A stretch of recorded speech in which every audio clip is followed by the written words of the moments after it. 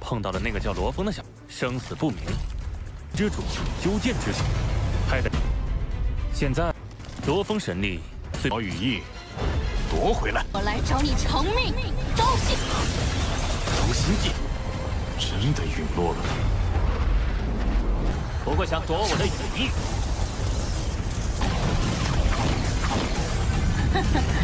罗峰，你已经退伍。所以。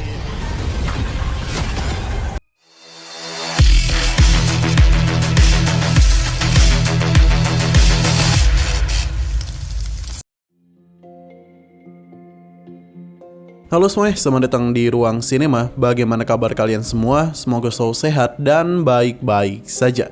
Sesuai jadwal, jadi pada hari ini kita akan kembali melanjutkan series Donghua Penakluk Bintang episode terbaru, yang mana ini adalah episode yang ke-231-nya. Bagi yang baru bergabung dengan series ini, kita sudah sediakan playlistnya. Jadi kalian bisa dengan mudah mencari di manakah episode awal dari series ini. Sebelum kita mulai episode terbarunya, kita akan melihat dulu apa saja yang telah terjadi pada episode sebelumnya. Kemarin, pertarungan telah terjadi antara Lo Feng menghadapi Hu Huan dan Jiu Jian. Dalam pertarungan itu, Lo Feng berhasil membuat kejutan yang tidak pernah mereka duga. Memang benar kalau Hu Huan itu sangatlah kuat. Ia bahkan berhasil mendominasi pertarungan. Tapi untuk mengalahkan Lo Feng tidaklah semudah yang dia kira. Sampai akhirnya masalah baru pun muncul, di mana Dewa Iblis Lapa telah bangun dari tidurnya.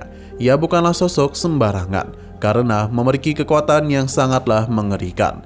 Lo Feng bersama yang lainnya langsung saja pergi melarikan diri. Tapi Lo Feng itu berencana untuk menjebak mereka, yang tentu ini membuat mereka panik.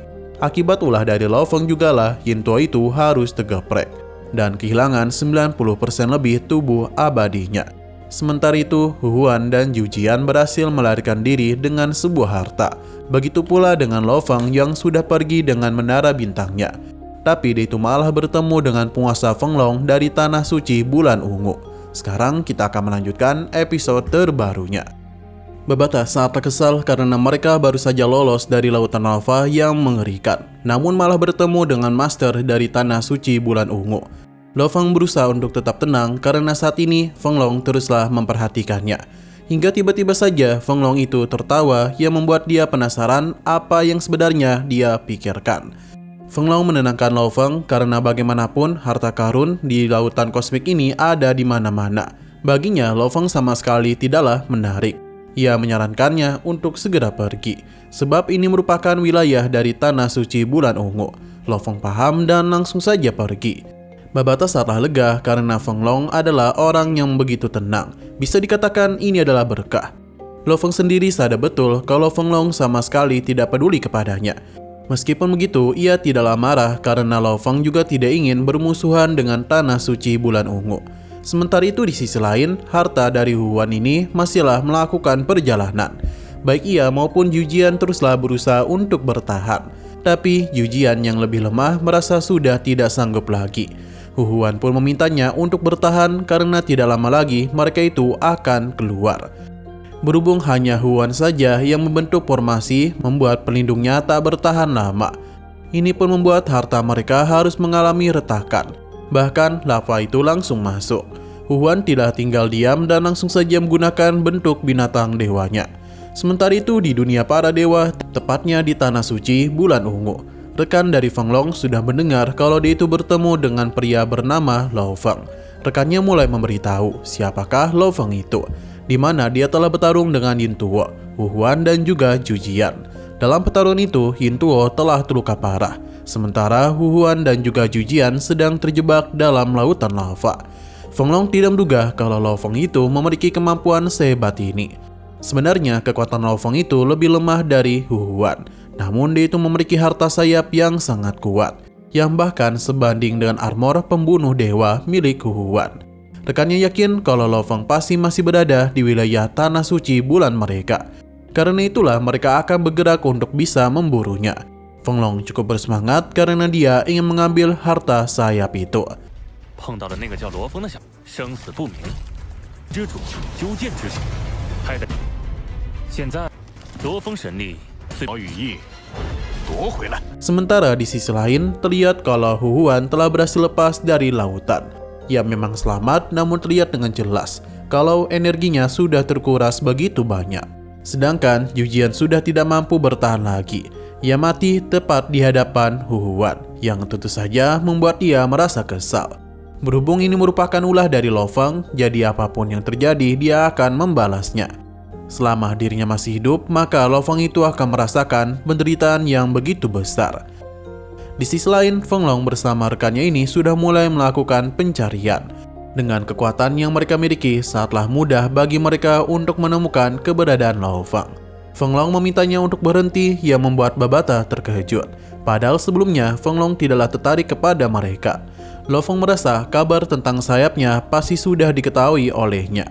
Karena itulah Lo Feng akan menambah kecepatannya. Ia harus keluar dari tempat ini dulu supaya bisa berteleportasi. Sementara itu rekan Lo Feng merasa kalau dia itu masih berani untuk melawan mereka. Sementara itu rekan Feng Long merasa kalau Lo Feng itu masih berani melawan mereka. Feng Long kembali mencoba untuk berbicara dengannya. Karena mereka tahu kalau kekuatan sayap ini di luar kemampuannya. Jadi dia akan menukarkan harta miliknya demi sayap itu. Hanya saja Lo Feng sama sekali tidak tertarik. Bahkan meskipun banyak kekuatan di laut alam semesta itu mengejarnya. Feng Long pun mengingatkan kalau ini adalah wilayah tanah suci bulan ungu. Jadi Lo Feng tidak akan mampu lepas dari pengejaran mereka. Sekalipun penguasa kapak ada di sini, ia tak akan bisa membawanya pergi. Lo Feng hanya tertawa saja karena jika mereka menginginkan sayapnya, maka mereka itu hanya perlu mengejarnya saja. Saat itulah Lo Feng meningkatkan kekuatan sayapnya, yang membuat Feng Long kesal.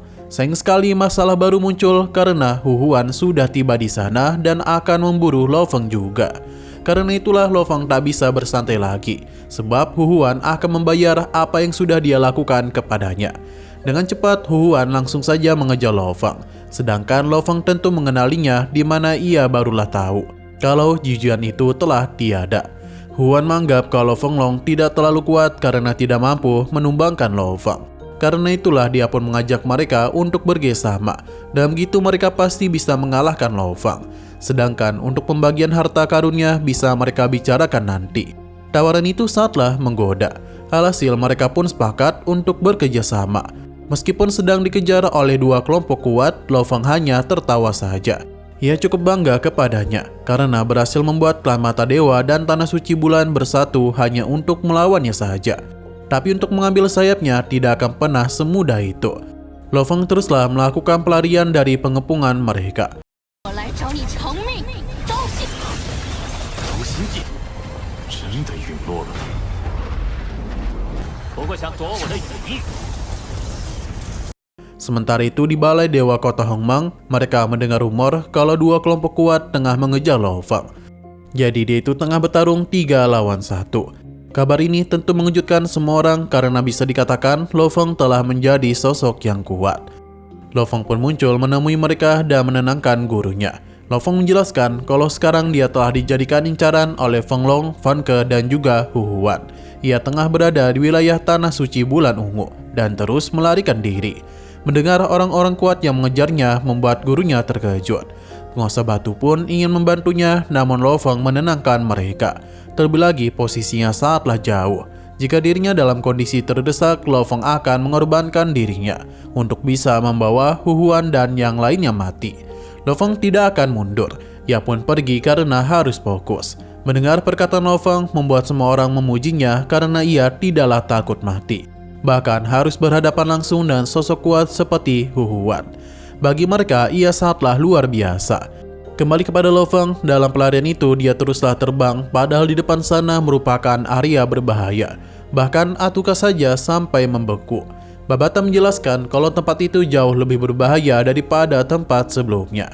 Lo Feng menenangkan mereka karena bagaimanapun ia memiliki sebuah rencana. Menara bintang pun kembali Lo Feng gunakan. Sementara itu para musuhnya masihlah terus mengejarnya.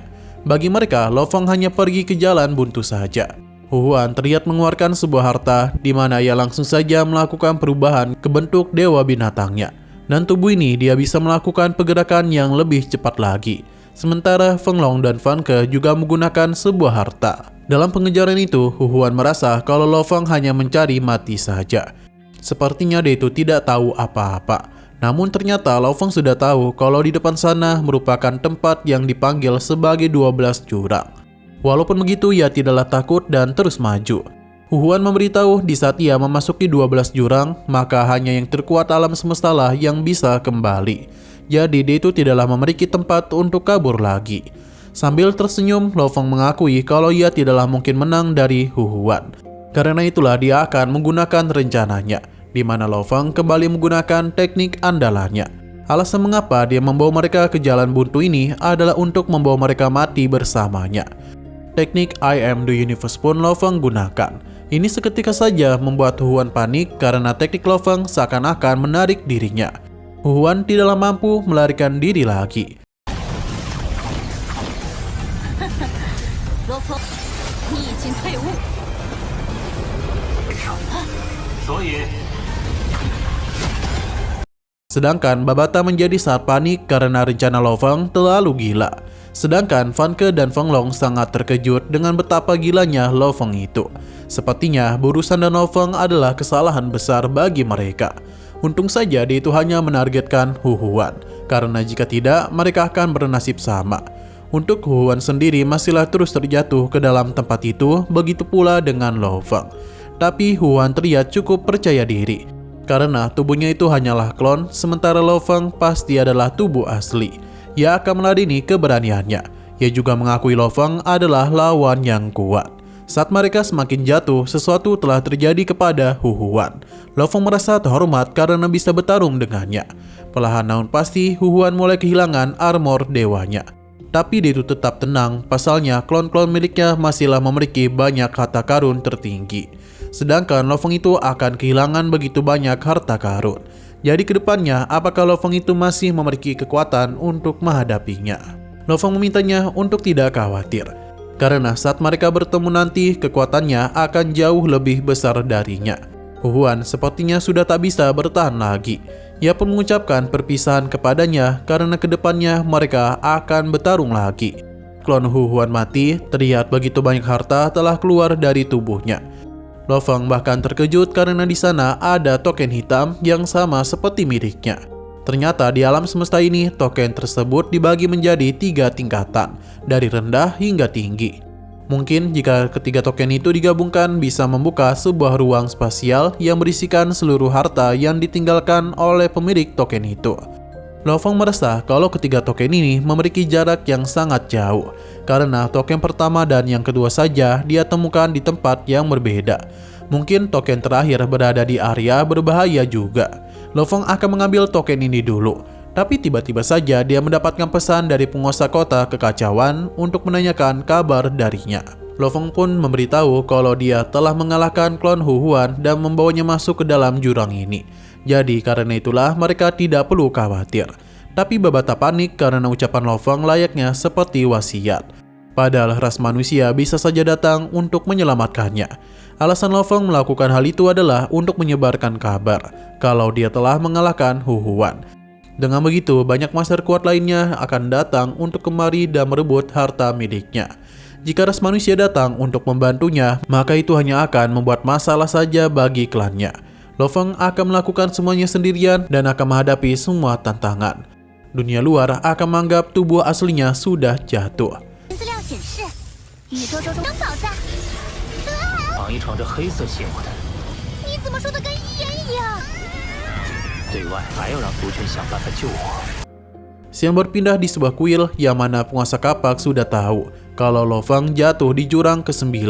Jadi wujud aslinya mungkin saja telah binasa. Kabar ini tentu saja membuat penguasa kota kekacauan sedih. Padahal roh bela dirinya setara dengan miliknya. Penguasa kapak merasa kekalahan itu pasti akan mengasah kemampuan dari Lo Feng. Terlebih lagi dia itu memiliki kemampuan untuk menciptakan klon dan kultivasinya masihlah singkat. Jadi bukan tidak mungkin kedepannya Lo Feng bisa mencapai tempat yang lebih tinggi lagi. Berhubung mereka meyakini Lo Feng mati di sana, maka semua hartanya juga tertinggal di sana. Mereka tidak akan membiarkan ras lain mendapatkan semua harta itu. Karena itulah penguasa kapak akan melakukan perjalanan ke sana. Nah, sayang sekali lagi seru-serunya, episodenya pun harus bersambung dulu. Namun sebelum kita akhiri, seperti biasa, kita akan melihat preview bagian selanjutnya. Ketua dari klan Mata Dewa saatlah murka kepada Lo Feng, karena dia itu telah berani mencuri harta karun dari klannya. Tapi penguasa kapak tidak akan membiarkan Lo Feng dilukai begitu saja.